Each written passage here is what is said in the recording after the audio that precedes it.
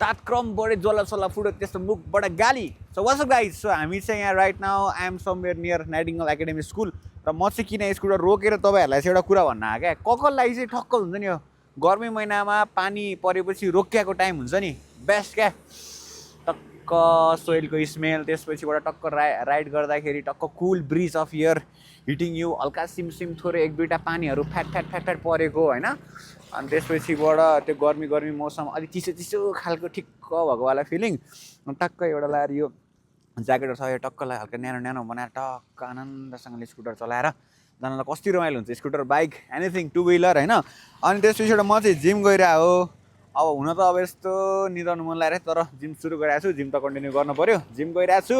तपाईँहरूलाई चाहिँ रिलेट गर्नुहुन्छ कि हुन्न यो कुरा let me know down in the comment below अहिलेको लागि stay healthy stay happy and enjoy life and happy mothers day guys bye by